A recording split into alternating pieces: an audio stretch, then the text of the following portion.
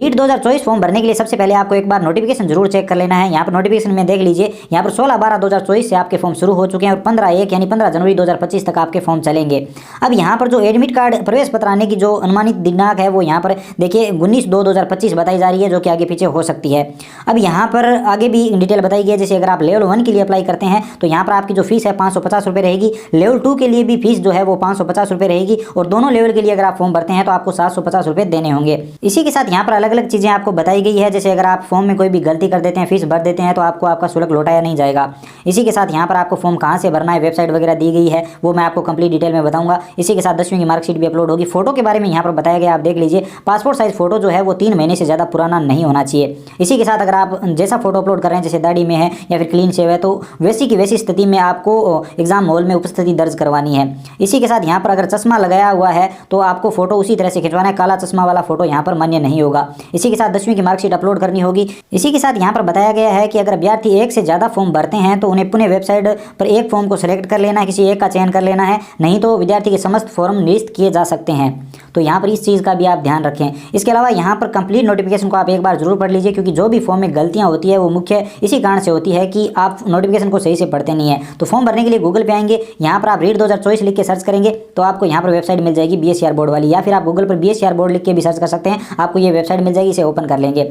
उसके बाद यहाँ पर रीड 2024 मेन वेबसाइट का ऑप्शन है, इस पर आप क्लिक करेंगे। यहाँ पर आपके सामने इस तरह का इंटरफेस आएगा। तो अब यहाँ पर सबसे पहले आपको चालान जनरेट करना होगा, फीस पे करनी होगी, उसके बाद आप फॉर्म शुरू कर पाएंगे। तो यहाँ पर जनरेट चालान पे आपको क्लिक करके यहाँ पर आपको पेमेंट करना होगा। पेमेंट मैंने आपको बता दिया कितना कितना लगेगा, तो इस ऑप्शन पे आपको क्लिक करना है। इस ऑप्शन पे क्लिक करने के बाद यहाँ पर सबसे पहले ये पूछा जा रहा है आप लेवल 1 के लिए अप्लाई कर रहे हो, लेवल 2 के लिए या फिर दोनों लेवल के लिए। तो हम यहाँ पर लेवल 2 के लिए अप्लाई करेंगे, ऑप्शन सेलेक्ट करेंगे। यहाँ पर बताया जा रहा है आप कौन सा सेलेक्ट कर रहे हो, तो वो यहाँ पर आपको ओके कर देना है।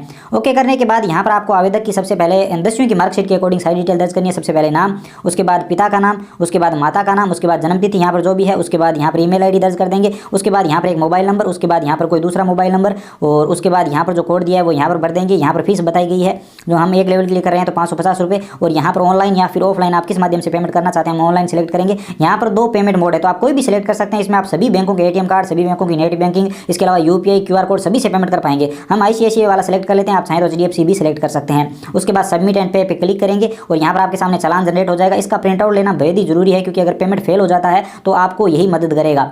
तो चलिए मैं इसे सेव कर लेता हूँ। ये सेव करके रखिए ताकि अगर पेमेंट फेल हो जाए या फिर बाद में कोई दिक्कत आए तो आप देख सकें। तो हमने इसे सेव कर लिया। उसके बाद यहाँ पर पे फी वाला जो ऑप्शन है, इस पर क्लिक करके आपको पेमेंट करना होगा। आपको पेमेंट पेज के लिए रीडायरेक्ट कर दिया जाएगा। तो यहाँ पर आप क्लिक करेंगे। इस पर क्लिक करते ही यहाँ पर आपको ओके करने के लिए बोला जाएगा। तो यहाँ पर आप एक बार चेक कर लीजिए कि आप सही तरीके से कर रहे हैं। आप यहाँ पर ओके करेंगे। ओके करने के बाद यहाँ पर आपके सामने पेमेंट पेज आ जाएगा, जिसमें यहाँ पर आप देख सकते हैं आप नेट बैंकिंग से पेमेंट कर सकते हैं, जिसमें यहाँ पर अदर बैंक सेलेक्ट करके किसी भी बैंक की net banking, ATM card, credit card, इसके अलावा UPI का भी ऑप्शन है। इसमें आप UPI ID दर्ज करके पेमेंट कर सकते हैं, या फिर QR कोड यहाँ पर सेलेक्ट करेंगे और यहाँ पर आप प्रोसीड नाउ पे क्लिक करेंगे। यहाँ पर आप देखेंगे QR कोड जनरेट हो चुका है। इसे आप अपने फोन पे, गूगल पे, पेटीएम किसी से स्कैन करेंगे और पेमेंट कर देंगे। जैसे मैं यहाँ पर पेमेंट कर देता हूँ। पेमेंट होते ही यहाँ पर आप देख सकते हैं आपके सामने चालान इस तरह से आ जाएगा। पेमेंट सक्सेसफुली लिखा हुआ आ चुका है। इसका प्रिंट आउट भी आपको ले लेना है। तो यहाँ पर चलिए मैं प्रिंट आउट सेव कर लेता हूँ। आप चाहें तो डायरेक्ट प्रिंटर भी निकाल सकते हैं अगर प्रिंटर आपके कंप्यूटर या लैपटॉप के साथ कनेक्टेड है। चलिए मैं कोई भी यहाँ पर नाम देकर इसे सेव कर देता हूँ। ये सेव हो गया। उसके बाद यहाँ पर हम फॉर्म भरना शुरू करेंगे। तो यहाँ पर फिल एप्लीकेशन फॉर्म का जो ऑप्शन है, इस पर क्लिक करेंगे और यहाँ पर फॉर्म भरना शुरू करेंगे। फॉर्म भरने के लिए सबसे पहले किस लेवल के लिए आपने अप्लाई किया है वो सिलेक्ट कर लेंगे। उसके बाद चालान नंबर अभी जो आपने पेमेंट किया उसमें मिल जाएंगे। उसके बाद माता का नाम, उसके बाद जो भी डेट ऑफ बर्थ है अभ्यर्थी की वो यहाँ पर आप भरेंगे, वो सिलेक्ट कर लेंगे अपने हिसाब से। उसके बाद ये जो कैप्चा कोड है वो यहाँ पर भरेंगे और नेक्स्ट पे क्लिक करेंगे। नेक्स्ट करते ही यहाँ पर पर्सनल डिटेल, उसके बाद address detail, qualification detail, upload document होंगे यहाँ पर और डिक्लेरेशन देना है।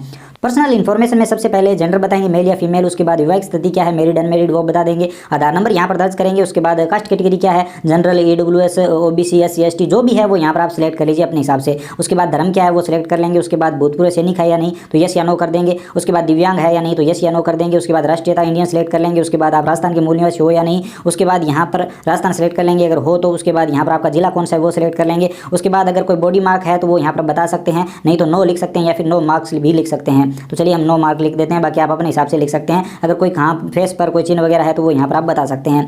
उसके बाद यहाँ पर अपनी SSO ID दर्ज करनी है, जो आपकी पर्सनल SSO ID है जिससे आप राजस्थान की वैकेंसियों के फॉर्म भरते हैं। लेकिन अगर SSO ID नहीं है तो आप बना लीजिए और वो SSO ID यहाँ पर दर्ज करनी है। सिर्फ ID दर्ज करनी है, पासवर्ड वगैरह दर्ज करने की जरूरत नहीं है। तो ID दर्ज करेंगे और उसके बाद नेक्स्ट करेंगे।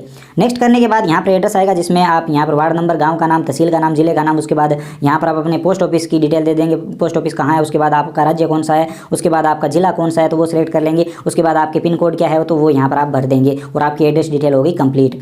तो इतना भरने के बाद आपको यहाँ पर नेक्स्ट कर देना है। नेक्स्ट करने के बाद यहाँ पर आपकी आती है क्वालिफिकेशन एंड प्रीफरेंस, जिसमें यहाँ पर आपका एग्जाम के लिए आपका पहला चॉइस कौन सा जिला है, दूसरा चॉइस कौन सा जिला है, तो वो यहाँ पर आप सेलेक्ट कर लेंगे। चलिए मैं दूसरा हनुमानगढ़ दे देता हूँ। उसके बाद आपकी पहली भाषा कौन सी है, उसके बाद दूसरी लैंग्वेज कौन सी है, तो यहाँ पर आप स्टूडेंट से पूछ लीजिए, संस्कृत तो पंजाबी जो भी है। उसके बाद यहाँ पर स्ट्रीम में आप सोशल स्टडीज़ या मैथमेटिक्स साइंस दो ऑप्शन है, दोनों में से आपको एक सेलेक्ट करना होगा। बाकी आर्ट वालों के लिए सोशल स्टडीज़ ही आता है। ये भाषा वगैरह ध्यान से भरिए, स्टूडेंट से कन्फर्म करके भरिए। आर्ट वालों के लिए नॉर्मली पहली हिंदी और दूसरी संस्कृत या फिर पंजाबी हो सकती है, बाकी आप अपने हिसाब से कंफर्म कर लीजिए। और यहाँ पर स्ट्रीम में आप जो है सोशल स्टडीज़ या मैथमेटिक्स अदर करते हैं तो भी यहाँ पर सोशल स्टडीज़ और मैथमेटिक्स साइंस का ऑप्शन मिलेगा, तो वो आप अपने हिसाब से कर सकते हैं। आर्ट वालों के लिए यहाँ पर सोशल स्टडीज़ ही जहाँ तक आएगा।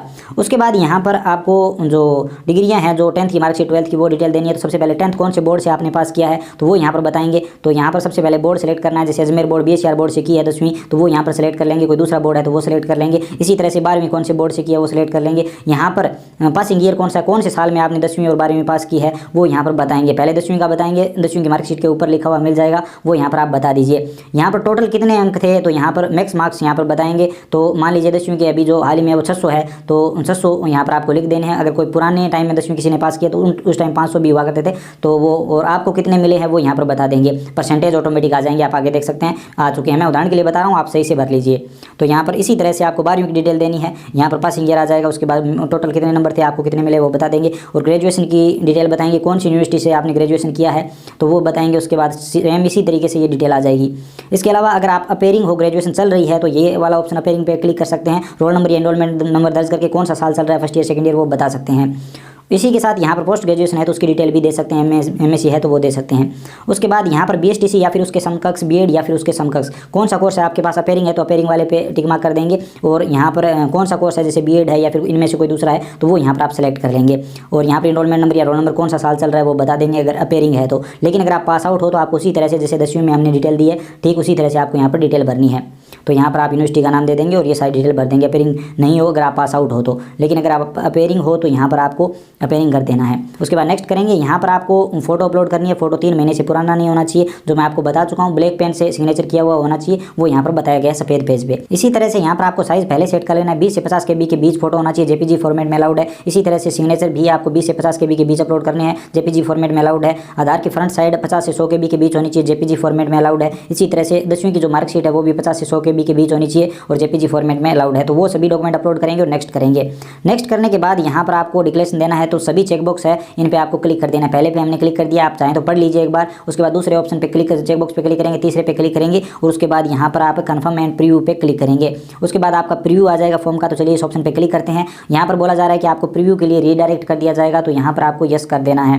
यहाँ पर पढ़ लीजिए आप एक बार, हर चीज़ पढ़ के आगे बढ़िए। तो यस पे क्लिक करेंगे। यस पे क्लिक करते ही फॉर्म का प्रीव्यू आ जाएगा। आप एक एक डिटेल चेक कर लीजिए, अभी तक आप सही कर सकते हैं। यहाँ पर एडिट का ऑप्शन है, इसके बाद आप सही नहीं कर पाएंगे। अगर सारी डिटेल सही है तो आप चेकबॉक्स पे क्लिक करेंगे, दूसरे चेकबॉक्स पे क्लिक करेंगे, तीसरे पे क्लिक करेंगे और यहाँ पर आप कंफर्म कर देंगे। बाकी आप चाहें तो एडिट भी कर सकते हैं। कंफर्म करते ही फॉर्म सबमिट हो जाएगा। फॉर्म का फाइनल प्रिंट आउट आ जाएगा। प्रिंट के ऑप्शन पे क्लिक करके इसका प्रिंट आउट ले लेंगे और कस्टमर को